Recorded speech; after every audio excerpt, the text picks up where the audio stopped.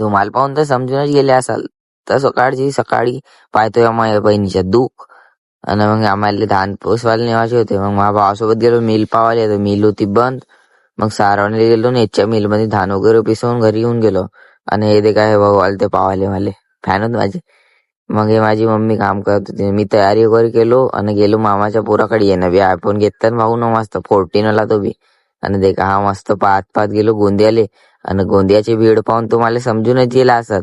जय अंबे धुमाल का बाजा यूं ही नहीं बना रायपुर शहर का राजा.